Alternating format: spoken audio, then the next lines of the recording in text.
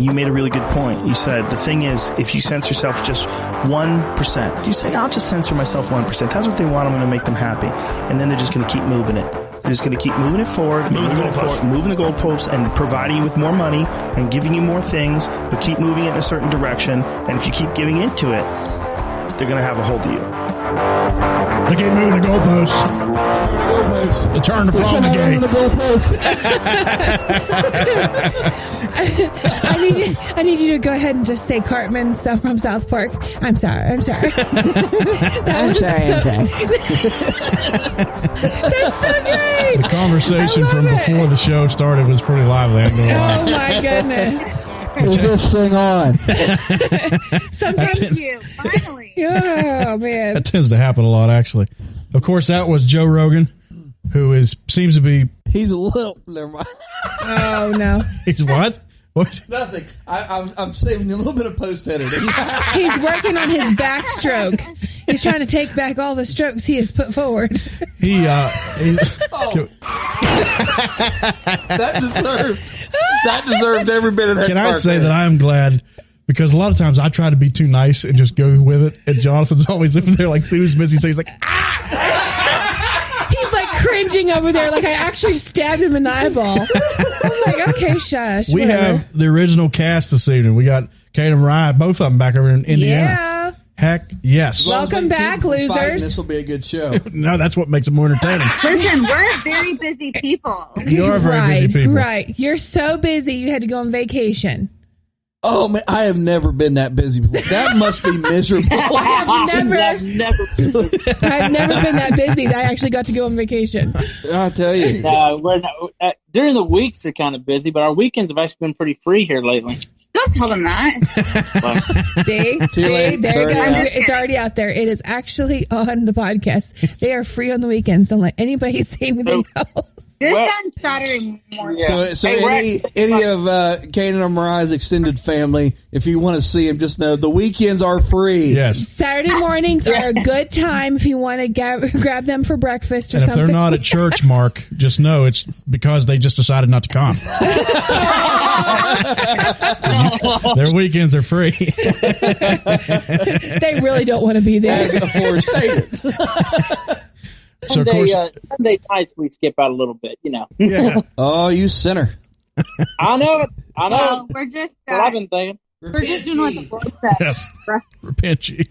It's Tonight. hard. True church. I can tell you're really feeling it from the heart on this one. Especially with more, what are those, there's Puns, thank you. No, movies Puns. that nobody knows. Oh, yeah. Never mind. Yeah, I mean, I love Vince It's like- Vaughn, though. Vince Vaughn's great. it's like the fire department. They'll try to insult me by saying I act like somebody else. And I said, if I don't know the person, it doesn't count. That's true. Right. I mean, yeah. you know. Yeah, good point. So, of course, on the opening, you heard Joe Rogan. He's been catching all kinds of flack. Of course, we'll get into that a little bit because Right. if anybody knows me, they know that I listen to Joe Rogan on a And he's usually pretty regular basis. cool. You know, he's like, He is, but he tries to stay center of the road on a lot of things because he's afraid to He go does. one way or another, which is fine. but unfortunately, But it's not fine. I mean, look, It's we getting to have the a point. blooming podcast. we stay far right as we can. nothing middle of the road about it. We stay far right on politics, far left on religion. I do gotta say, sometimes I just wish it'd be like, Joe, quit being a say it, man. You know, it's like, Well, I think there's a lot of people starting to get that feeling with him. But let's get into that in a minute because we got his apology video and stuff here. We can walk through a little bit. Of course, Apology video for what? Well, I'll play it in a minute. Play it in a minute. Okay. So what you just heard was him from like 2 years ago in an interview with Alex Jones. Yes, And he okay. was just saying that, look, you keep apologizing and they just keep taking more. You know what I mean? So that was Alex Jones. You heard in the back was like, right. Yeah. Moving the goalpost. Moving the goalpost. Jinx Yomi. Turning the frogs gay. Oh, no. What's next? Oh, no. Miss, before we get started, Yes. how's your dad? Okay, so Dad this morning, he is discontinued from all his sedation medicine and his blood pressure medicine because the sedation medicine can lower your blood pressure. So they discontinued that. They're worried about his kidney function because it's kind of dropping a little bit, but that can be related to not having enough fluid, a little dehydration. There's so many reasons why. So they are trying to move the fluid from his lungs to his kidneys to kind of flush it out. So for those of us that only speak English, I'm sorry. Is it good, bad? He's doing good. He's actually able to respond and squeeze my mom's hand, like for yes questions, or if no, then he doesn't squeeze at all. His eyes open and follow her wherever she like is talking in the room. He'll like turn his head. So he's actually like answering questions with. Yes. So, wow. Yes, with a tube sticking on his throat. He hates that tube so bad. If anybody can handle being able to breathe, still being intubated, it'd be your dad. I know. Because, I mean, if you think of how calm you'd have to be. You Yeah. got a tube crammed in your throat, and then you're just like... See, and that's the thing. Dad is at such peace, though. He's like, no matter what happens, I have the best, like, peace that passes all understanding, he says. And so no matter what happens, he said, I'm either going to meet you when I wake up, or I'll meet you in heaven. And so I told him, I said, whatever you do, do not fight. Because when you fight this, then it works against your body. You're talking about fighting the tubes and stuff. Right. Yeah. Right. So keep praying for his lungs. His lungs are sick with pneumonia. I mean, we're doing the best that we can. He's getting antibiotics, and UPMC is really stepping up. And there went Lester just headbutt your microphone. Yes, he did. He wanted to say a few things. Podcast is over. He says, focus on me. It's like, I've had some things on my heart. I would like to say. Headbutt. Yeah, well, so it seems like he's just like very, very gradually getting better, right? Yeah. But not out of the woods by any stretch of anybody's imagination. Right now, we're still trying to make sure that his lungs are strong enough to be able to come off the vent. Mm-hmm. And that's a lot of, like, multiple steps, but we're thankful. Well, I know. Lester is headbutting again. I put up me and you recorded a little audio clip on our way back from Pittsburgh, just to kind of let people know why we skipped a podcast, and let them know that your dad wasn't doing good. We'd rather be doing podcasts, but... Absolutely. I tell you what, I've enjoyed the times. I think he's been on 3 episodes. I've thought about this a couple of times. I think it was 3. And I remember, John, me and you did one about 9/11, and he rocked the house, man. Oh, the monologue that he just pulled out of the thin air and threw together at the end of that was just impressive. He was built for his kind of stuff. He really was. Oh, absolutely. Dad actually did have a radio station, like your dad did. He actually was on the radio. Preached on the radio and stuff? On the radio. Mm-hmm. Heck yeah. Well, I don't know that people would call us radio preachers per se. Well, if you listen to our haters, we're going to hell in a handbasket. Right? Yeah. Let's talk about that for a second real quick. Well, we should talk a little bit about that. Yeah, because this is good stuff. Good segue. That was a good segue. John, you did one heck of a job on that. Congratulations. Thank you. I'll take a bow now.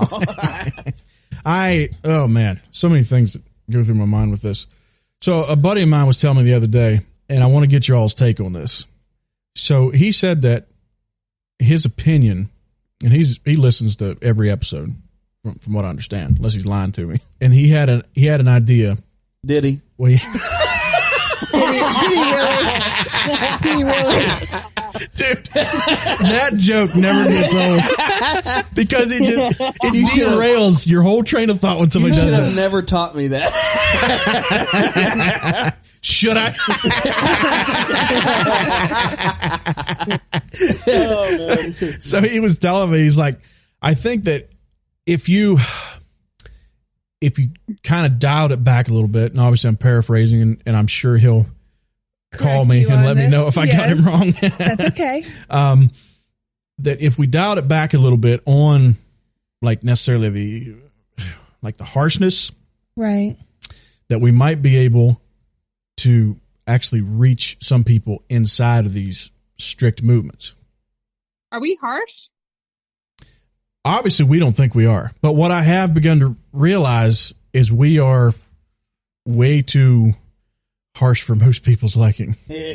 Or what most people are used to. We are the Donald Trump of the podcast. We're the Donald Trump of the CHM. Yeah. Well, it's a good thing we don't care what people think. We're not CHM though, but Yeah. Well, I'm meaning like we judge them like Donald Trump Okay. might. Let me give my opinion on that though, because like when it comes to that, though, we're not being funded or supported by anybody at all. Our opinions are our own. Right. So what would dialing back, though, get us? His point was Yeah, that he clarify thought that they would be a little more receptive to hear what we had to say if we Okay. weren't But then as... that takes away from our originality. Well, I mean, So it is like a he's tiger saying- changing its stripes a little bit. So he is saying that we should change the way we bring this stuff across. Yeah. So That's not my problem for these softies. my thought has always been... Well, it is true. Right, where they're just shooting for the hip. They're like, pew, pew. My thought process... Turn it back a little bit, David. My thought process has always been to try to talk to people that have been spit out by this kind of stuff. Right. Yeah. I never really wanted to try to necessarily change the movement because my experience when I was in it, You can't change it. I wouldn't listen to it. No. And okay, so you can't change it. And two, they don't want to be changed either. That's the thing. And me and Kanan's had this conversation before Right. too, that what caused me to start changing was not somebody coming to me and being like, look, I think you're wrong on this. right. Because I would have been like, get away from me, get behind me, Satan. Right. Oh yeah, man. Oh, you know how fast I would have cast them out, dude? Oh yeah. Right. Yeah. Exactly. And for a lot of people, though, it does take an experience they themselves have to go through. Because I know, like, with stuff my family has gone through, friends have gone through, they actually had to witness it themselves before their eyes were open. Yeah. And I hate that that's what it takes. But sometimes, the Sometimes spiritual that's what it takes. abuse, like Natalie says, it's true. It kind of has to actually hit close to home before you're realizing, like, hey, this is wrong. I don't think we can change the movement. You can't. It's like it's this monster that, even the people in leadership, yeah, they got some that are better than others, but they're still yet, like they've put up with a lot of this stuff. They let this stuff keep going. A lot of the real crazy... And isn't beliefs and preaching and that stuff. the worst though? It's not like they don't know that's going on. They are very aware that it's going on, and that's what bothers me. Well, we all know, Miss Me and you know, of an Right. organization that is a holiness organization that tried to branch out and have pastors come in from other holiness denominations to fill their churches that are without pastors. And the dude got voted out of leadership because of that. And that was like by the people. The people did that, right? Right. Don't the people go to Isn't this? that biblical, though? What? What? What's that Hey, again? what? I didn't hear what he said. I didn't think you did. I heard it backwards. I'm sorry. The look on Candace's Yeah. face. Sorry, guys. So, He was so basically, Kanan was so confused. Kanan had the I most. was totally puzzled. I was Dude, like, I'm sorry. You had the most probably should have said that. You had the I most heard disgusted it in look my on your head face. after, I think. her mind is 100%. dyslexic. Well, the people voted him out because he was wanting to bring other Christian pastors in to pastor churches Oh. that weren't, and that's why he got fired from his job. Right. Well, what? There, now it's It's the really sad thing is now that the guy who got voted out, his kids are no longer a part of the organization. Well, that's good. I know, but Yeah, I see. so I'm But saying no, that this but- is what happens, and I don't blame him at all. But this is what it's come to, though. The church showed their colors about how terrible they were and how bad they were bad mouthing their dad. And then they wonder why the kids left, like, and don't want to be a part of the organization. And that's when they start making like personal, like, ridicule or whatever it is. If you have been doing right all along, your kids would still be in the church. They did that with my parents. Yeah. It comes back around to spiritual trauma, Right. Exactly. spiritual abuse. Yeah. Either There's- way. There's something somebody can preach against. Emotional damage. What's up? There's Oh my something gosh, that I love it so much. we're- Emotional damage. So I say we tie this back in and just say I don't really feel that I don't really see why we need to try and Right. and tone it back a little. You know what I'm saying? Like I'm trying. I understand I what want you're to saying. no, but I want to try. We want to try to help the people that have been chewed up and spit out by the CHM. Right. We're not going to change the CHM. And honestly, Mm-hmm. and if you wanted to start naming groups, there are certain groups that are way worse than others. Yes, there Right. are. Those ones there, you're not going to change them. They No. are like an occult. They Yeah. are like an occult. Yeah. You trying to tell Jim Jones that he should put down the Kool-Aid and not kill 900 other people, it wasn't going to work. Right. You know what I'm saying? Well, and just like with them, perfect example, you know, like the 100th person in line.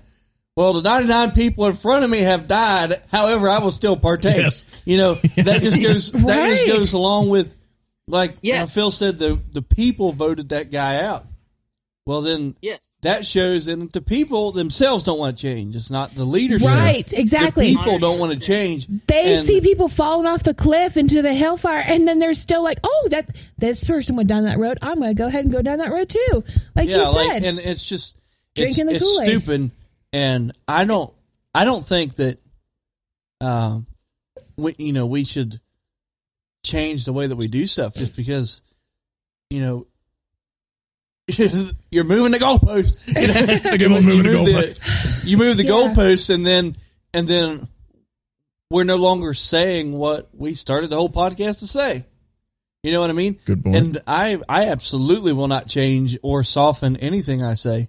I'm not afraid to expose myself. Oh boy. Nobody wants that, John. Nobody wants that sounds gross. Well, and here's this too, and maybe if just hang with me just for a second. For the conservative holiness people, if they are living biblically, and they have, and they're walking with God, and whatever, why change them? If they're going to make heaven their home, that's fine. But they want. but for the other people that has been, chewed up and spit out, Mm-hmm. let's go after them. Why try to change them? I mean, as long as they're doing okay, you know what I'm saying? Like, am I making any sense at all? Like, Yeah, a little bit. I see what you're saying. To me, it's like, Well- I always have to go back to my personal experience of how dug in I was, Right. and How brainwashed you were. yes, and most of the people You're that were, pretty brainwashed. I was very much so. And most of the people around me were also the same way. Yes. Now, Oh, what yeah. what I have learned is that there are brands of the CHM that are better, much better than Right. others. Much, much better. And I think a lot of that, and I'll just say it right now. In fact, I'll say his name. Like Jim Plank, he's not as crazy as what I used to hear on a regular basis from my church. Really? I mean, there's Really? stuff I disagree with him on, yeah. Right. But Yeah. most times, like when you hear him preach, it's like, okay, yeah, this ain't bad. He's not up there, Yeah. railing on, holiness standards all the time. Most of the time, it's Yeah. like, this is what God can do for you. I'm Right. like, that's cool. Okay, that's good.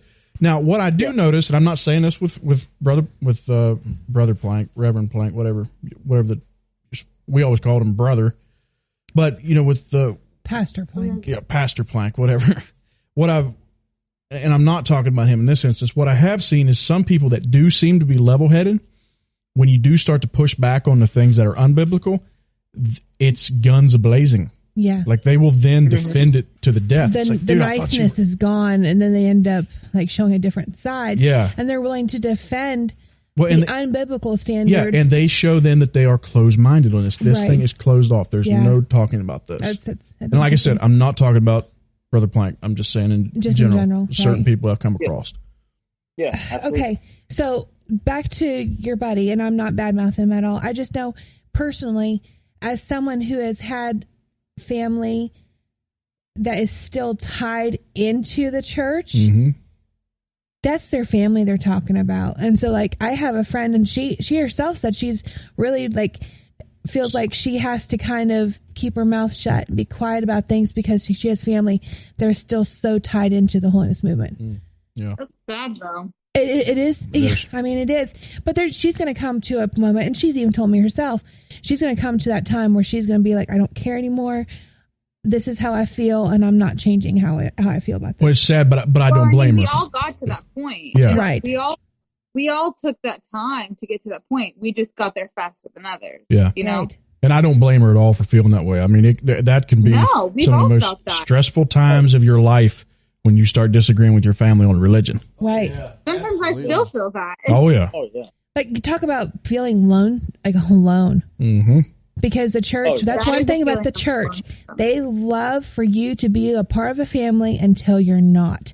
And the moment you decide that you are not, or they decide you are not, that time, it's like that rug gets pulled out from under you and you're falling for it feels like forever. Now, can I also make something clear here as well?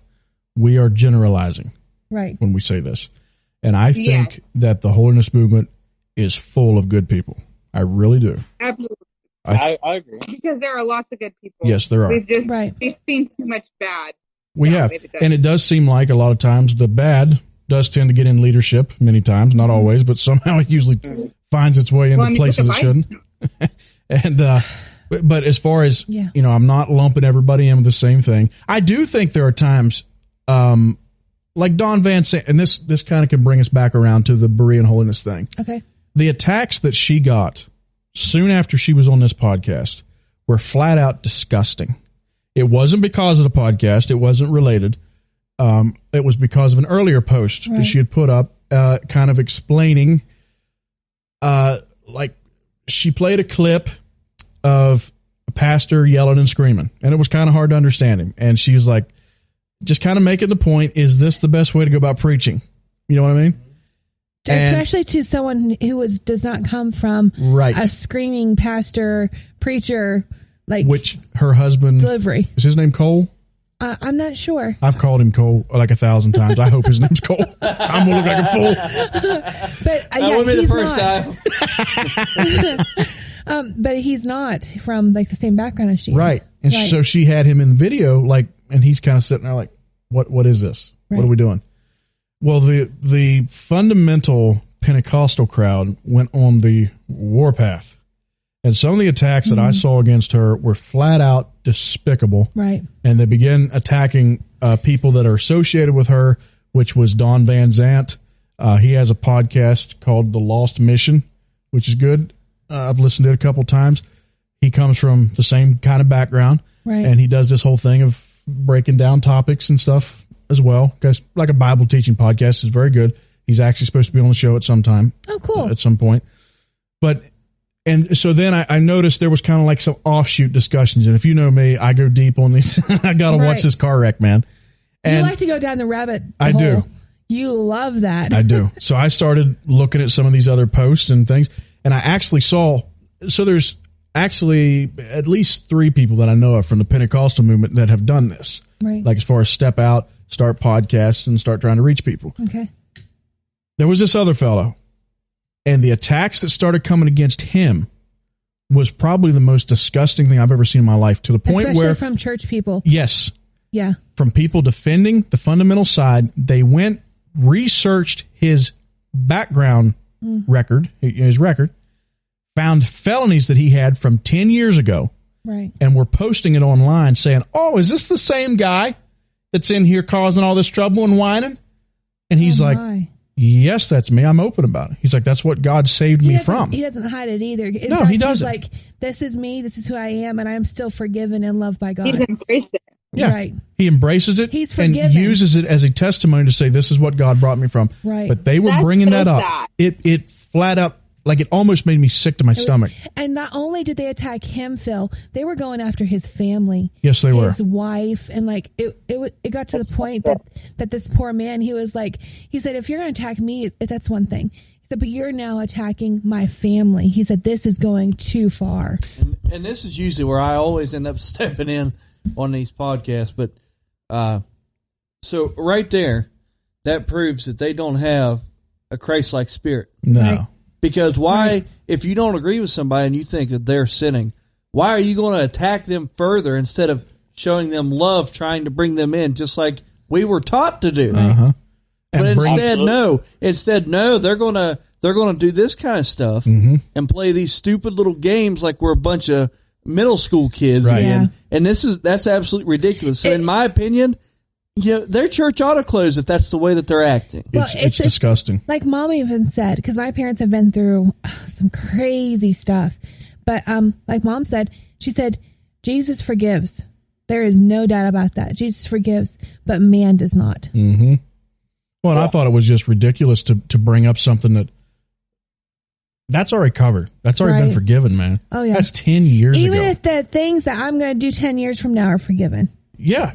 I mean, why they're are we already still dwelling on the past? the blood of Jesus already. The sacrifice was paid. Exactly. If you do something I'm 10 years from forgiven. now, No matter what I do, I am forgiven. Jesus knows what I'm going to do, and not intentionally, but He knows what I'm going to do 10 years from now, and He's still going to be like, you know what? I still died for her. Yeah. I still love her. The only thing you gotta do. I still want to go to heaven, or still want her to come to heaven with me. Like, that is the beauty of forgiveness. And when they don't choose to partake in that. And see what you just said right there. That is the case. All you got to do is ask for forgiveness. Exactly. So instead of saying, "Hey, you did this," and then they're thinking, if you and like Phil points out all the time, I act like these people think rationally, but in a normal Christian's mind, they're going to think about that. Right. The whole point of grace. And they'll think, okay, well, this happened 10 years ago. If he claims that he has asked for forgiveness and that he has moved past this, then that's what we take it as. Right. Mm-hmm. And then we don't worry about that. Yep. Instead, they're digging up old wounds and all that stuff and bringing that out and attacking him. And like you said, that is absolutely disgusting. Well, let me be clear, too. These weren't charges of murder or child molesting or anything like that. It was like some battery. vandalism or something. I think he tried to. Like a battery or something. Okay. Yeah, something like that. Forgive me. You can get like anything can become battery if I'm not mistaken. Like just even the smallest thing. Well, but let's not. Yeah. So I'm not even trying to dismiss what he did. No. To me, it's just like, it's covered, dude. And why are you, as a exactly quote religious person, trying to throw that up in his face to win an argument? And really, to me, it's like, because you realize that your argument cannot stand. That's just like how we've talked before. They do the same thing that people do with politics. Yep. Character because attack. they're losing their argument. So then what do? They resort back to attacking somebody's character. Yep. You're and that is the lowest. That is the lowest level of scum. Whenever they do stuff like that, that is absolutely ridiculous. Well, and that's a good way to go back into this Joe Rogan thing, because we talked about that briefly. But I don't know if you wanted to jump back into that. Actually, Kanan, you had something you was getting ready to say. Go ahead. Oh, no, I was going to say that, they say that they believe in, grace and mercy, from God and stuff, but then they don't show any of that themselves. No grace, no mercy. It's just, let's dig up something from 10 years ago. That's just, it's unbelievable. It really is. I know. And really, the whole reason I wanted to bring this up was the guy that was getting attacked like that.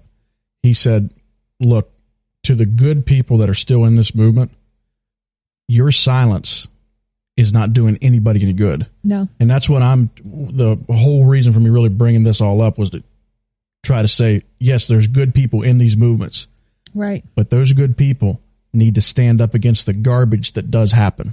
Yep. And it does happen. Because even silence is an action. It is. It's a choice. It shows that you're spineless and that you can't think for yourself. You go right along with the rest of the sheep. Because, and why didn't anybody else comment on there, to him who is forgiven much is, loves much? Well, there were some people bringing up that defense. To me, there's a saying, and I can't remember who said it, but it goes something like, the only thing that is necessary for evil to prevail is for good men to do nothing. Oh, man, that's good. That's the only thing it takes. Yeah, if you just sit around and don't push back, even if you don't agree with what they're doing, it's still going to come to pass because you're not doing anything to stop it. Yeah. And the sad thing is, too, they see this and they refuse to take any action against it. So, therefore, they are still entrenching their children in this do nothing, stand by, let someone else, be the ones who become the outcast because they spoke up. See, and that's where someone else told me. They said, you're kind of a little more of a spokesman than what other people are? Because you're not afraid to say anything. Who, me? Us in general. Oh, us. Okay. We're more outspoken. We say what we feel, and we're not going to be yes men. Right. Now, and that's where the Holiness Church, they get a lot of their people because they're yes men. My dad has said the same thing. It's easier to sit back, yes. let someone else pay your bills because you're saying, yeah, I'll do that. I'll wear that. I'll do this. I'll do that. No, of course you're going to support, right. Get someone supported in that way. Kanan, this is a conversation, man, you also had when you say, Miss, that we are outspoken. Right. I want to make it very clear that I am not a Bible teacher nor a preacher and should not be taken as such as a final authority on anything. Right. No, because you're a drunkard. I'm glad you brought that up because I was actually thinking about this. I had somebody a little while back say something about that. Like how, if you put yourself in a role like kind of like we have done, that brings on a big responsibility, and I agree with that.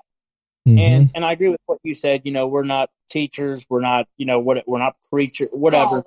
But I listened to a podcast. It's a real estate podcast, and it says on there, it has like a little has a lady that comes on. It's like a little commercial, and it says, "Don't take any of our advice, literal or personal advice, or and it kind of goes through the list. That way, you can't kind of come back on them and be like, well, you gave me faulty information or whatever. Yeah. So I guess me saying that, I mean, should I stop listening to my real estate podcast? You know what I'm saying? Like, no. Like, well, and people are like, oh my, it comes with such a great responsibility. You shouldn't ever say anything. It's like, okay, well then you probably shouldn't listen to any podcast then. It comes with great responsibility, but honestly, does it? Because what we're talking about, we're living, and it's not hard to live what we're talking because it's where you're supposed to be. You're not being forced to do a bunch of crazy stuff that's going to make you fall off the bandwagon because it's too hard. We're living comfortably where we're supposed to be. So if that's the case, then there's nothing really that you have to be worried about leading somebody else astray. You know what I mean? Well, like the same thing could be said for medical doctors too. Doctors don't know everything that's going on, right? But they do give advice. Okay, so we can give what we think, what we can call advice, I guess. Someone can take it as such, but at the end of the day, they have to take it to heart as to if they want to act on it or not. Mm-hmm. Just because a doctor says you need to quit steak, does that mean I'm not going to go out there and buy a steak? Heck no, I'm still going to go buy my steak, but that's my choice, and I still, I'm adult enough to be able to make that decision. Right. So, does that go along with what you're saying? It's not that like I'm not trying to like boss you into this, right? Or tell you this is how you got to live. This is the only way that you can live. We're just on here saying, hey, this is what's worked for us. We feel clear in what we do. This is our opinions. You can take them, you can leave them. I really don't care what you do with them. And because it works for you in your walk with God does not mean it's not going to, or it will work for someone else in their walk with God. Okay. And for the person that is still in the church holiness movement, this podcast may not be for you, and that is completely fine, but it will be for someone. And if it helps one person, we are very happy with that, and we will stand by that. Well, the way I look at it is, I'm not trying to be some kind of Bible teacher, because a guy did come at me with that the other day. He was like, well, if you're trying to be a Bible teacher there, you better make sure that you know the definition of drunkenness before you start leading people astray. He was just wanting to fight, and he'll probably listen to this. He listened to the last one, and I got a few more things we can say about that. But my whole thing is, what we say on here is what I say to people in regular conversation. Right, like if I'm sitting around, we're not hiding behind a microphone. No, not hiding behind a microphone. We're not like you keyboard warriors. Like, I mean, and that is the thing. I mean, I'm that way in every aspect of my life. Whatever I say, I will say whether that person's in front of me or not. Because And I like what you said, John. You said, it's not hard to live. We live like this daily. Like, it's not like, it says, oh, it comes with such great responsibility. Okay, maybe a little bit, but this is how I live all the time. Like, I'm not changing anything. Like, Right. I'm not like, one person 1 minute and somebody the next. That analogy kind of fits when you're pastor of a CHM church that's so far extreme that, you're having to hold up all these clothing standards and these life standards and all this stuff. Okay, well, now I have to do this, even though I don't necessarily might not be behind it or whatever. At that point, then that's kind of a different story. But if anything, it's harder for them to put on that outward appearance. Exactly. While trying to do the inward instead of being themselves, like in their purest form, like while trying to worry about their soul. I think his whole thing, the guy that was yelling this at us on his keyboard, was that to make sure that we're teaching somebody according to the Bible. And that was my whole thing of wanting to make very clear. And I do try to say this in these discussions that we have. I could be wrong. I don't think I am, but I could be wrong.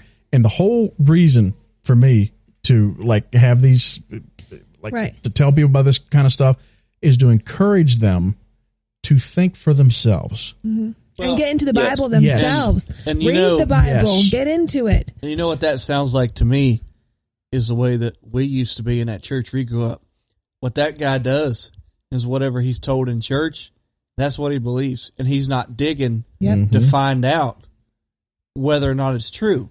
Because you don't have to say, this is just my opinion. You need to find out for yourself. If you have rational Christians that you're talking to, because they're going to go do that themselves because that's what you're supposed to do. Right. But whenever you just take someone else's word for it. Like if somebody was to take everything we said on this podcast and that's what they are trying to live their life by, they've made this podcast their religion. Yeah. Please don't do that. And so right. Whenever you listen to whatever the preacher says in church, and that is all you live by, you've made that preacher basically your religion because that's what you're basing your whole life off of. So you have to go and look it for yourself. So we might be wrong, or maybe the way that you have to live your life is different from what we say. Right. But you have to find that out for yourself. And whenever you do that, then you're not going to have. We don't have to worry about whether we tell you wrong or not because you go and double check it. Double check us. You're exactly right. And that's everything that we say on here. We try our I'm assuming you guys do. I know in my when I come up with these ideas of things, or my biblical stance on things, it's not like I just ran out there and was like, I think this sounds good. I'm going to believe this. No. Right. This is like digging into scripture. I thought you went out into the woods and found a post and said, oh, look, it says this. We should do that. It's like, this is what I read in scripture. This is what it says. Mm-hmm. And this is how I see that it should be applied. Right. Am I wrong? I don't think so. But it's quite obvious. I like what Mark Lowry said that time. He was naming off all those denominations. He's like, somebody's wrong. Right.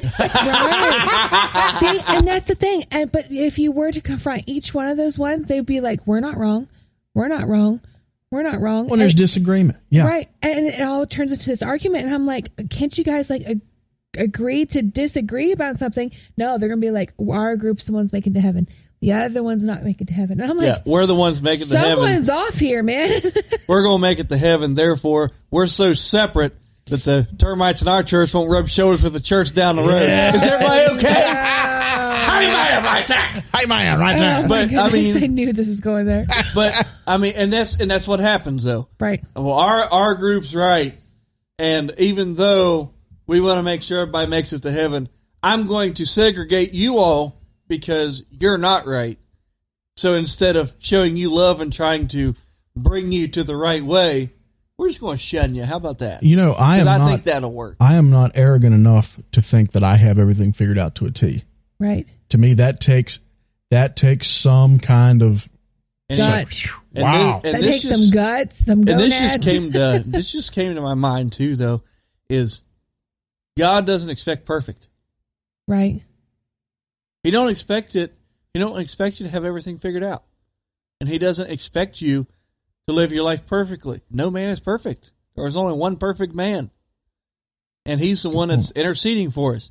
So what God's expecting is what he gives you, follow that with all your heart. You're going to make mistakes. We're human. It's going to happen. He's not expecting perfection. Just what he shows you, you follow that.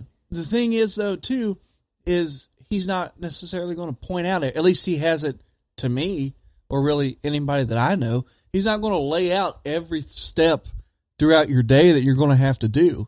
You know, you still have to go on your own. And make your own choices, right. And sometimes you're going to make the wrong choice. Right. Sometimes you're going to make the right one. But that's okay, because that's what he wants us to do. And he doesn't expect us to be a perfect Christian, a perfect person, because that in the human aspect is not achievable. Right. But you just give all that you have, and that is all God expects of you, is to try your hardest. Yeah, that's the best way I know how to summarize it, is when you get saved, really what a Christian walk is, to me, is become a believer and try your hardest. Right.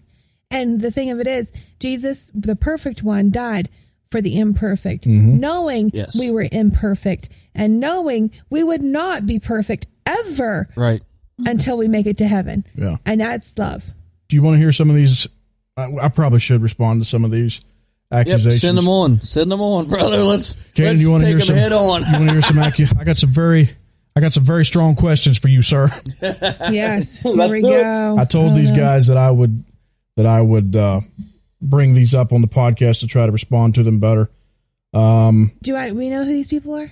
No. And let me be, oh boy, I don't know if I want to edit this out or not. I'm not going to say their names. Okay, that's fine. For the main reason, the things that these guys were saying, the ways that they were treating people, I don't want anybody coming across that. It was disgusting. Yeah. And I just want to say to those guys, rethink your tactics, bud. Yeah. Let me say that nicer. Rethink. Don't say it nicer, because was they thinking about being nice or generous when they was talking to that guy? When they were bringing up his arrest records? Exactly. Yeah. So then they need to take it. They need to take it just like they dished it out. If they can't take it, they can't take the heat, then get off the stove. Well, I just want to say, especially if John, you tell him. You tell him to get out of the kitchen. I'll tell you what, I'm fired up over here. Hey, man, tonight. Okay, calling yourself a Christian, and I think at least one of these guys does. I don't know about the other one, which always kind of baffles me a little bit when somebody says, I'm not a Christian. However, this is what the Bible says, and this is how you should do it. So I'm not sure if this other guy was in. Did they say that? I've seen several comments like that aimed at Berean holiness. I know some people that are that way. I know some people that are that way that will tell you how to live your life, but then they don't even claim to be a Christian. And so here's the main thing I want to say to those guys.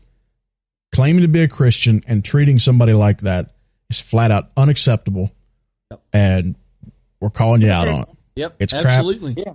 And I the main reason, me and Kanan talked about this, I don't want to give you any notoriety as far as names, because I don't want the world exposed to any more of that than they have to be. Yeah, we don't need minimize exposure to that negativity, right? Sure. Especially the kind of Christians we're trying to talk to. They're already in a fragile state. They've seen this crap, if you will. Oh, that's good. And so, you expose them to that, and that's just not something else you need. We'll give them more but reason also, not like to you be said, Christians. we're not going to give them any kind of fame by giving them their name. We're just going to let them lie over there in the dust. And so, really, the way that the attack on us started was the same guy that brought up the arrest record went to my profile because I had commented something very, very nice. Mm-hmm. I try to be as nice as I can be. Right. But when I seen the whole pulling up the arrest record thing, I was like, really? I just kind of commented and apologized to the dude. I'm like, look, I am sorry, man, that these people, thank God for forgiveness, and, that life's done. Right. Well, then this same guy that pulled up his arrest record must have went to my profile where I had just posted our podcast episode called Google and Guinness, where we talked about our thoughts on alcohol use.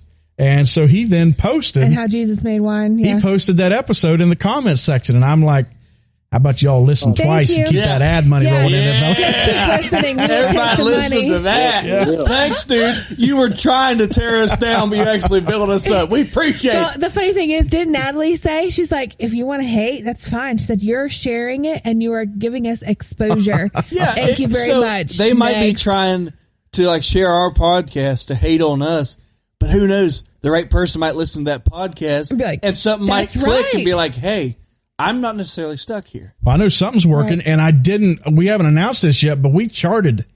We hit the podcast charts for Canada and the United States in our subcategory. So something's working. Yeah. You know what I mean? Dang right. But they had a few questions, I'll say it nicely, questions about our beliefs on alcoholism.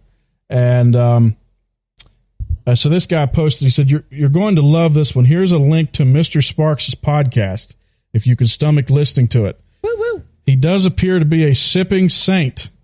Well, at least he called me a saint. Thank you. Even Jesus wasn't sipping. Right. Jesus was sipping too, so moving on. Or at least approves of it. Not only this, but his podcast is rife, all caps, with mockery of those in the holiness movement.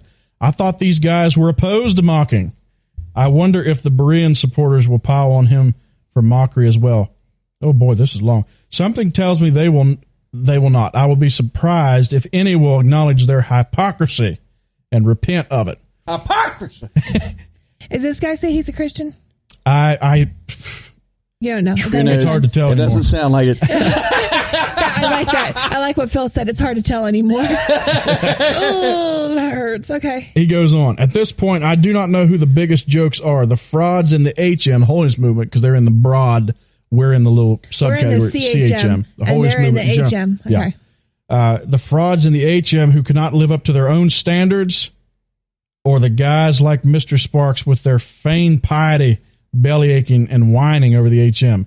The more these guys reveal themselves, the more I realize why they were rejected by people in the HM. Something tells me it has more to do with their sin not being approved of rather than their issues with standards.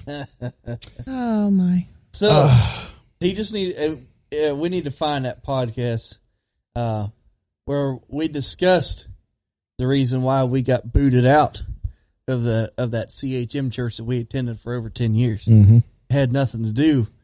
I mean, good grief. At all with alcohol or anything. I wasn't even a teenager yet. No. I wasn't even a teenager yet. I was still a hardcore CHM follower. Exactly. And they, for some reason, had it in their mind that we were troublemakers and they booted us out. At what, 11 years old or whatever your age? Yeah, all I know, I don't know the age. All I know is I was not a teenager yet, because when I was a teenager is when we moved to a different area. So we was no longer at that church. So our mom and dad, hardcore CHM followers, had been their entire lives. They wouldn't even go to Texas Roadhouse. Oh, that was a big thing with us at the time. Nowhere that would serve alcohol. Yeah. We did our best to shop where they didn't serve alcohol until Walmart started selling it. And then there really was no place to go after that didn't sell it. Mm-hmm. I mean, we were hardcore CHM. There was no straying away. We followed those standards, and the church kicked us out anyhow because they didn't like us. Yeah. So then I just resorted to being a drunk. So Are you a sipping saint? Are you a sipping saint, Kanan? Sipping saints. No, I mean, I'm just a saint. I'm a chugging saint. Chugging saint. A chugging saint? I'm a chugging saint. Man, I just want to say I apologize to absolutely no one. I want to say I apologize to the groups that, because the groups that I hung around were, I think they weren't as bad as like the groups that you guys hung around. But I'll tell you what, I don't even know if the groups you guys hung around, if they would even act like this guy is acting right here. Like this, this guy I would agree. This guy here, he's on a whole different playing field, man. I've never seen anything like it. Right. Well, it does tend to get I would say it gets worse as we go on here. If you want we'll bring it on. Oh, Right? keep going. Bring Let's it go. on. It gets worse. Because I did tell him I would address his stuff on the podcast. So, because I hate trying to type out long responses. Just listen to me talk We're looking and forward rip you to apart. his response. Thank you for listening. So then the other guy chimes in. and tags me, Phil Sparks, and he had a list here. Number 1, is drunkenness a sin? Yes. Yes, it is. Yes. Absolutely. Thank Yes, it you. is. Can we all There agree? is no getting around that. We are very sure about that. Then he goes on to define drunkenness. Okay. Number 2, drunkenness is when human blood contains more C2H5OH than the liver can oxidize. I'm pulling this up on You Google. pulling this up? Okay, go ahead. Yeah, we have to have our tactics ready Number too. 3, the average human liver can oxidize only 7 ounces of beer per hour. Number 4, that boils down. Man, we're really like slacking. Well, obviously, Canaan's liver goes into overdrive just to try to keep his body functioning. That's a joke, people. That's a joke. Oh man. So on that, Yeah. what did he define drunkenness as? I'm sorry, I was reading. Drunkenness, when the human blood contains more C2H5OH, I'm sure that stands for something, but I'm not familiar with that, then the liver can oxidize. Is that alcohol, basically? Is that the formula for I think alcohol? it's a formula of alcohol. This is coming from Oxford Dictionary. All right, give it to me. Drunkenness, a state of being intoxicated. What is considered drunkenness? The state of an individual whose mind is affected by the consumption of alcohol. Drunkenness is a consequence of drinking intoxicating liquors to such an extent as to alter the normal condition of an individual and significantly reduce his capacity for rational action and conduct. Significantly reduce. Significantly reduced. And that comes from Oxford Dictionary. Okay. Now, that's not the original King James, but that is the Oxford Dictionary of our English language. Okay. And on that, the Bible does talk about, wine that makes glad the heart of man. And so obviously, to me, when it says that, you're feeling some of the effects if you're using it in the biblical way, but you can feel the effects and not be drunk. Right? Yes. So his list, number 4, that boils down to 1.1 ounces of beer every 10 minutes. A bottle of beer is 12 ounces. It should take you about 2 hours per bottle of beer in order to not be drunk. Do you drink your beers that slowly? False. It takes 1 hour per drink for the body to get rid of that. And you learn that. Of course, I've learned more about that with my medical career. However, that is what you learn right off the bat whenever you first start getting your driver's permit. Right. That's also from the West Virginia DMV.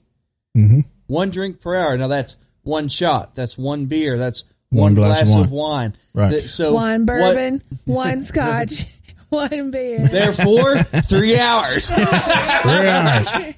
And then before I'd responded to that, he said, it sounds as if the Hillbillies had downed a few cold ones before that broadcast. You could tell that they were not familiar with John 2 at all as they stumbled through it. One guy had to ask them where they were at in the Bible. That was me. I came in and asked you where you were reading from. No, what it was is where you asked where was we at, because you had stepped out to use the bathroom and grab your other Bible, and you didn't know where we was at in the podcast because we had a schedule to follow. Well, and I asked you like where you were reading from. Exactly, like clarify. Because we can be bouncing all over the place. Like our conversation is like a pinball going back and forth and like all over. So forgive us if you can't follow our ADHD minds here while we are hyper and focused. This is a perfect example of how much of a fool you make yourself out to be when you make assumptions. He just assumed that you were sitting there the entire time, and was completely lost as to where we was at in the Bible. Well, and I'll be honest with you, I don't have all the chapters and verses memorized in the whole Bible. Forget it. Does this guy? I'm guessing not. I really got it. I know the general areas, but no. Is there any reference to me in there? I don't know. We'll figure it out. Just in case you're wondering, that's the voice of the redheaded wonder. Put her in the comments. And I'm pregnant too, so I am really interested in seeing what he has to say. Oh, we're raising another one up that's just going to miss it. Oh, we're done. The other guy chimed in. He said, one thing I find laughable is how these, quote, drunken Christians. Was anybody drunk? No. I was I pregnant don't know. then. I am currently pregnant now. Are we drunk right now? No. I honestly don't remember that podcast. So I could have been. No, I'm kidding. No, That was a joke. No. I feel like with these things we have to make it clear. We should start. Remember how Rush Limbaugh would say, "For those of you in Rio Linda," and then he would explain something really stupidly. We should be for the fundamentalists in the back. Yeah, that was a joke. No, drunkenness is a sin. We've already said, but they keep coming back to this because that's the only thing they can focus on is drunkenness. Right? They act like you cannot take a sip of anything and you'll be instantly drunk. Well, and here's the thing too. Do they not practice self-control? According to this guy's own definition of drunkenness, which was wrong, but even according to his, you can drink and not be drunk. Right. So he just shot himself in the foot. He just proved my point. What was his definition? Thanks, dude. Appreciate it. Yeah. So his definition of it was like you're drinking too much, so your body cannot filter out the alcohol, right? More than the liver can oxidate. I don't know. Okay. He comes back up here a little bit later because he gives me a paper to look up, and I looked it up, and it referenced nothing to back up his argument. Oh no! Yeah. Bless his heart. One thing I find laughable is how these drunken Christians somehow equate biblical wine, oinos, to draft beer and hard liquor. I hear this all the time while street preaching in front of bars to fornicators, homosexuals, and party animals. So that's the name of my. That's I'm a dang party animal. That's the name of my new album, Fornicators, Homosexuals. That's fantastic. Was also a joke for the fundamentalists. Just in case you don't know by now what a joke is, this is a joke. This is a joke. They don't know. Somehow these guys believe the miracle at the wedding feast gives them a license to binge, drink, and get plastered. Straw man argument. Did we? Yeah. Does any of us believe that? So no. And something that stood out there too is talking about the marriage wine, and then okay, well that's free and clear to drink draft beer and hard liquor. We never did. We ever say that? No, we did not. We was literally talking. We had like a 20-minute discussion on the marriage wine. That's what we was talking about. Wine. Well, and of course we did say. Well, I'm talking about alcohol in general. We did say alcohol, but that's what's in wine. That's what's in wine. So that's what we was talking about. To show just how ignorant, forgive me, and I don't mean it like I'm bad-mouthing, but I kind of am. I was about to say wine is stronger than beer. It is. Let's talk about that. Because it's like, what, 12% maybe? Like wine, depending on which one it is. Yeah. 12% to 14% is a good average. Alcohol per, whatever ounce. Okay, your average beer is how much? 6%. Okay. So we're you said that awful quick. I did. Did I not? I was going to say 5, but it works. So do they not realize that wine is more potent than beer? So if anything, I think I'm going to drink beer instead of wine. This is one of the common arguments that is used against drinking alcohol. Mm-hmm. So whenever some people do cede the point, yes, okay, it was alcoholic. But, and I don't know my history well enough on this to be able to verify everything, but to me, you really don't have to shoot down this argument. So they'll say that back in that period of history, they would take the wine and dilute it. Okay. So therefore, it's not as strong. Okay. My thing is, big deal. It's still alcohol. And yes. What does that change? What does that change? You're exactly right, because they'll say it was almost impossible. I've heard this argument before. I'm not saying that this guy said that, but these kind of arguments usually they will say this. It was almost impossible to get drunk from that. It's like, then why were they yelling at people for getting drunk? People were getting drunk because the Bible says over and over, don't get drunk. Right. So I don't care how weak the wine was, people were still able to get drunk off of it because they were getting drunk off of it. Exactly. And they're still not. So you mean to tell me that the best wine Jesus made at the wedding, they went and they were watering down this really, really good wine when they discovered it was good stuff? Well, and here again, being sensible here. Here again, I'm going to reference what Phil says over here. we assume these people think rationally when they do not. Yeah, if you're at a wedding and like this is obviously an alcoholic wedding because Jews love their wine, okay? Like they're actually known for it because they have like different wines for juice that they have. Anyways, you mean to tell me you're going to take really, really good wine and you're going to dilute it with some nasty water? I don't know. It doesn't sound reasonable. No, it doesn't sound reasonable, but the biggest thing is like what we said. Even if they watered it down, what does that change? They're still consuming alcohol. They still are. It doesn't matter how minimal that was or how diluted that was. You're still consuming it. You're still consuming the alcohol. And like you said, people were getting drunk. Right. So, therefore... To me, it's best not to get in the weeds with that. Because they people that have a lot of these arguments like this, they try to they make them so complicated to where you find yourself fighting over here and you're like, what am I fighting this for? This means nothing. Right. Let's all bring this back to, they're still drinking alcohol. They could get drunk. And like his definition of drunkenness, like how he tried to get into all that scientific stuff, what he will say is, oh, well, you don't even know what this means. That's not the point. You're trying to use this to create another rebuttal by whenever we, would dispute his claim that he's going to say, oh, well, do you know what this is? And then next thing we know, like you said, we're over here because we're arguing with him about it doesn't matter whether or not we know this definition. Right. And we're not talking about the drunkenness part. Right. So, right. I mean, now I tell you what I'm going to do. I wanted to, before the next podcast, I want to research all that stuff. And I will find out exactly what he's talking about, and then next podcast I'll send you the links for this. Yeah, do that. And then I will explain exactly everything he was saying and what that meant.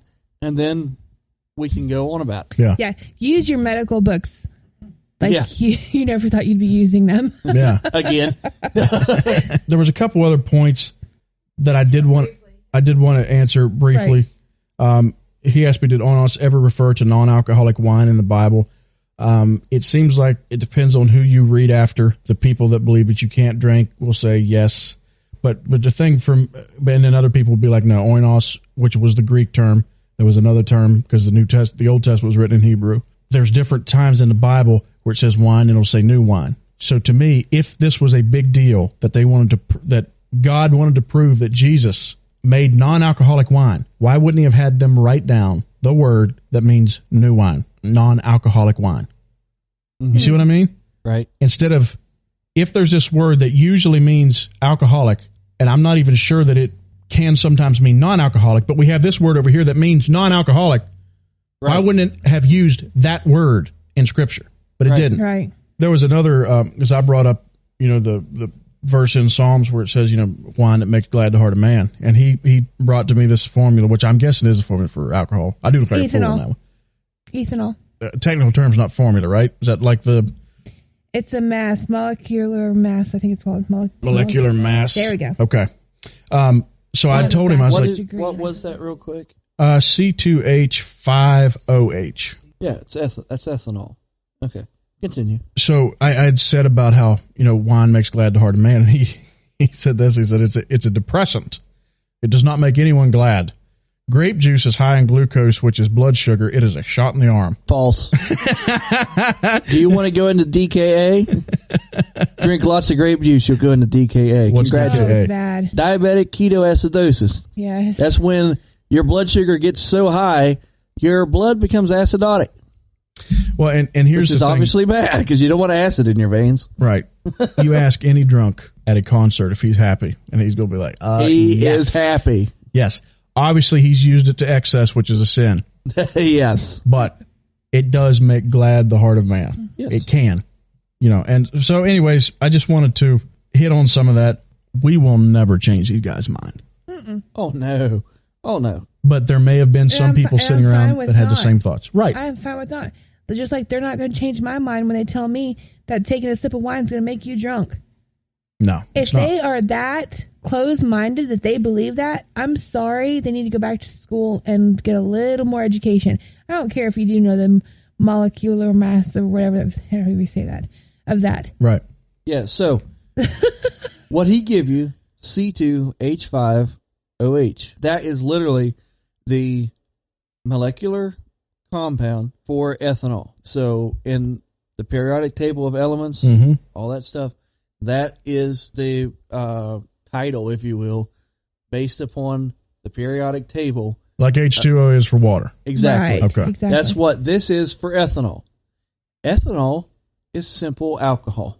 Okay. It is the alcohol that we all know that has that alcohol smell. Okay. You know, Right. that is ethanol. So instead of trying to make yourself sound intelligent and throw stuff over our head like how we initially assumed you were trying to do, why didn't you just say it was simple alcohol? You know what I mean? Is that there again? True. Try to get the high ground. Exactly. Yeah. There again. And he would have another argument. Oh, you don't even know what this means. I don't care. Now looking at it, it's like, my stuff isn't in, molecular science. My stuff is in something that actually, matters a lot. That's health science. But like I say, I'm going to research it and all that stuff, and I'll get back to it on the next podcast. That sounds good. We'll go in real in depth. I like it. And about like how much the liver can handle and all that stuff. We'll really get in there. We'll get down with it. We'll get down. And see, the thing is for me, this kind of goes back to what I talked about with my buddy. Right. I know I'm not going to change this guy's mind, but the reason for going into this, there may be other people sitting around who had the same questions. Right. Now, they're not going to be as, like this guy here, he had a smart remark. Like, I didn't read half of his comments. He had a smart remark every time he'd post something, pretty much. I'm not going to change his mind. He's dug in. Right. He will never, more than likely, change his mind. And the more you respond to him, the happier he's going to be because he just wants to fight. He likes that. Yep. All right, enough of that church stuff. Let's get back to Joe Rogan. Okay. We said we was going to go through this. Right. I'll make my donut. You're over there chowing on a donut, ain't you? You're eating that cream-filled one. Ain't them good? Dude, I thought it was going to be another original. No. Nah, man.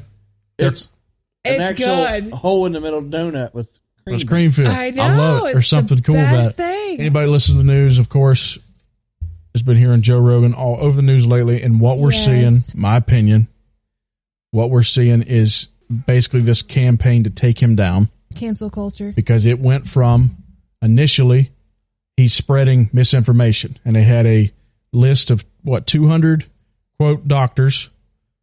Who weren't all on doctors. That list of people they were telling us were doctors, were nurses, physician's assistants, like people with, there was a dentist, which is technically a doctor. So technically they were spreading misinformation themselves, but right. Okay. I'm not sure it's COVID related. You can say this guy's on the front lines of COVID. A lot of research people. There was a podcaster. Who cares? I don't know if they had a doctorate or whatever, but anyways, so they started putting pressure on Spotify because don't knock podcasters with a doctorate because you got one. That's right. I do have one, don't I? Yeah, I got one for the RFP. Yes. Dr. Phil Sparks, honorary doctorate. Honorary doctorate, Phil Sparks. See, you're not the dumbest one in the room. Exactly. You're the only one with a doctorate. That is true. I actually signed that letter. But they had, they started putting pressure on Spotify that Joe Rogan is spreading misinformation. From people who are very, very educated, like 30 years of cardiology and 20 years of something else. Dr. Peter McCullough, who was on there, was one of the episodes that caused some of the trouble. Dr. McCullough is the most published doctor in his field, which is cardiology, I believe, in history. Right. And we're talking about published in medical journals and stuff like that. This guy is he's got high credentials. Right. Okay, you had Dr. Malone, also got high credentials, was involved in, creation. Some of the startup and the inventing of the mRNA technology.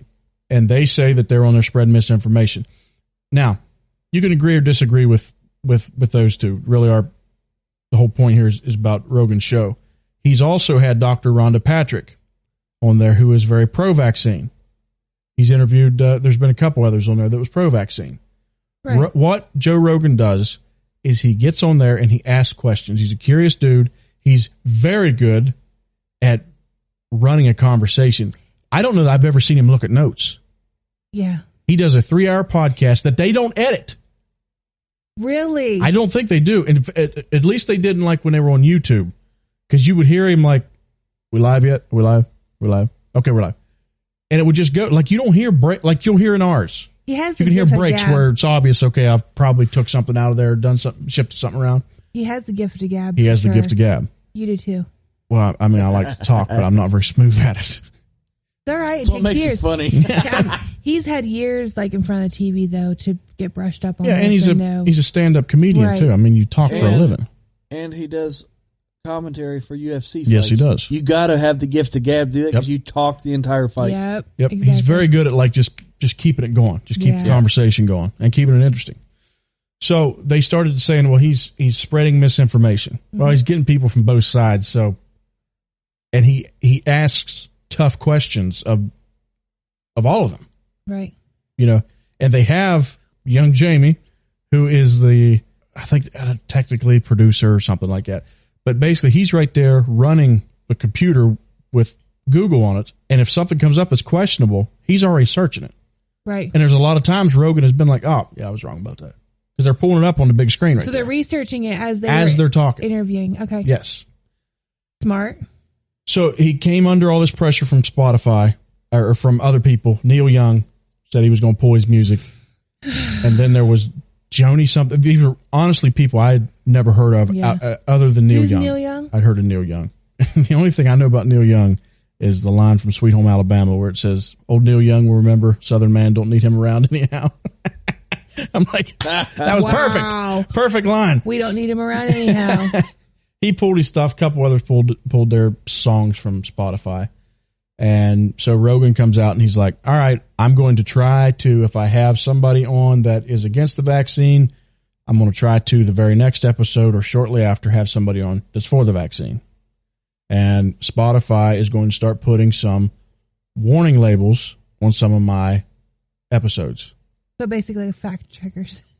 Saying this is misinformation. Uh-huh.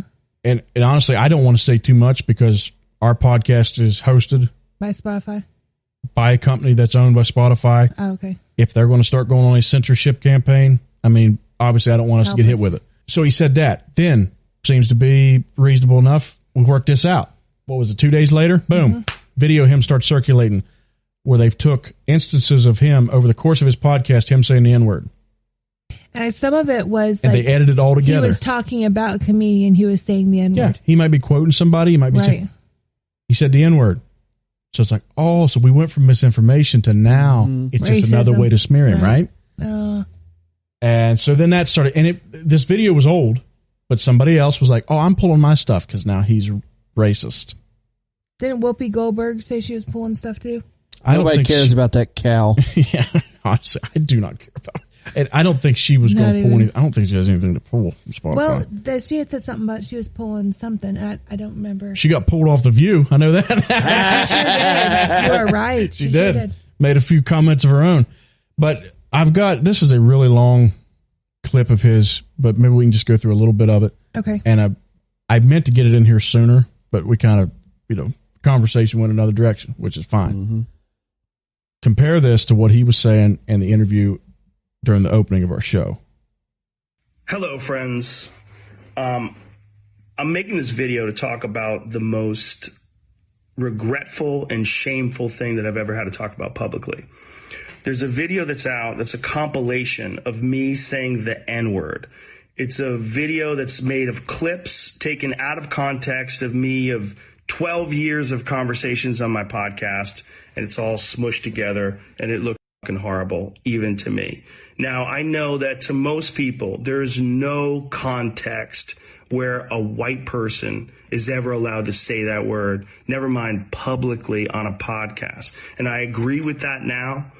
I haven't said it in years, but for a long time.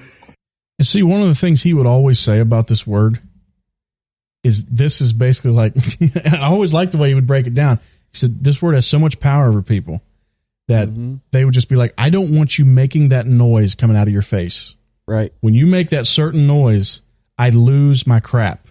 This is the magic word. This is the word that could get us canceled right now, could get me fired from my job. It is the magic word. It's like fingernails on a chalkboard.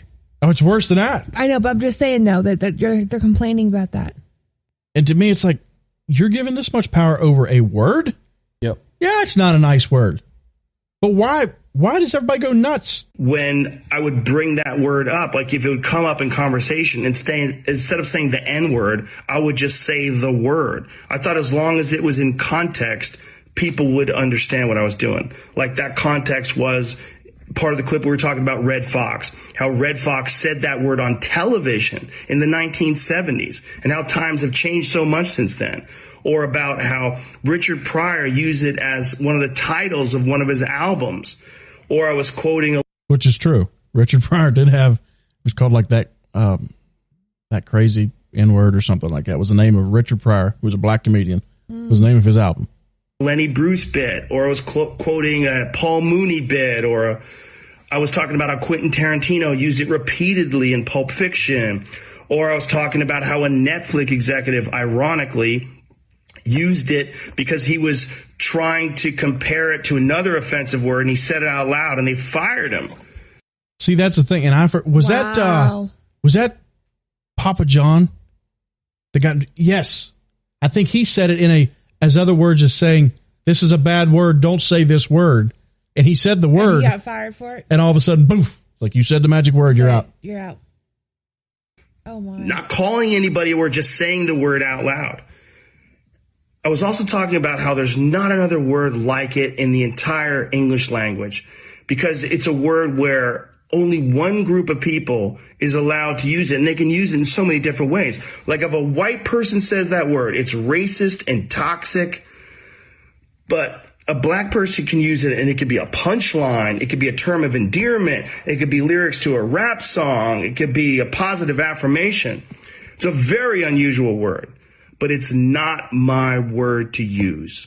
I'm well aware of that now, but for years I used it in that manner. I never used it to be racist because I'm not racist, but whenever you're in a situation where you have to say, I'm not racist, you up. That makes no sense to me. No, not at all.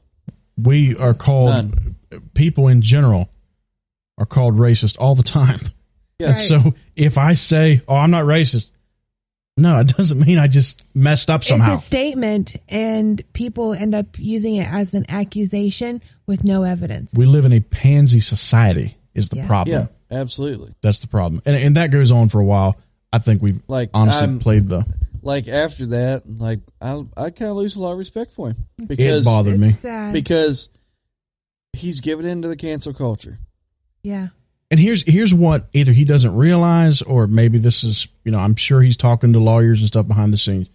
They will not stop. No. This is not going to stop. They won't stop until he's gone. Just like how the clip at the beginning of the show. If you censor 1%, they're moving the goalpost. Yeah. And that's the truth of it. It is. And obviously, Alex Jones was right again, guys. Return the Frogs game. So it's kind of sad to see this happening. But see, I don't know. I mean, obviously, the company that everybody was supposedly pulling all their stuff from, they want to keep their business going. However, it don't matter how big or small your business is. You got to stand up, and they could stand up and say, well, "We don't care if you pull your music or not. We're keeping this on. We're keeping this on air." I've heard Tim Pool say this before. He said, if one of these companies would finally just say, "I don't care, pound sand," then we could actually start putting a stop to this. Because not the majority of the people in the country are for the cancel culture. Right. How he talked about the church being silent in certain areas. Mm-hmm. Yep. It's called the silent majority for a reason. But silent majority needs to get a little bit more vocal. Yes. And I can already see now somebody that would disagree with us would say, look at them defending the use of a racial slur. What I'm saying is quit being such a pansy. Quit letting words have that much power over you. Exactly. If somebody calls you that, they're not a good person. All right. If they're out there, they're hollering the N-word at you and you're a black person. All right. That person that called you, that's a piece of trash. Move on with your life. But see, like the racial slur, cracker, that's a racial slur. Yeah. But for some reason, that one doesn't have any, because we don't let it have control over any of us. Well, we don't care. That's a good point. We don't care. Yes, call me what you want. Yes. We was just called a drunkard. Big deal. Oh, You know? my. I accept that. Thank you for listening to the Hillbilly Broadcast. I hope you enjoyed what you heard. If you didn't, and you really want to get us back, go to wherever you listen to this podcast and give us a 5-star review. That will drive me personally insane with anger. If you'd like to send us a voice message, you can go to anchor.fm/Phil Sparks, where you can also become a supporter of the show if that's something that you're into. If you would like to send us an email, you can send that to hillbillybroadcast@aol.com. That's right. We may or may not still be stuck in the early 2000s. You can also find Hillbilly Broadcast on Facebook, and I am on Twitter @ThePhilSparks. Again, thank you for listening. I love you. The good Lord loves you. And we'll see you next time.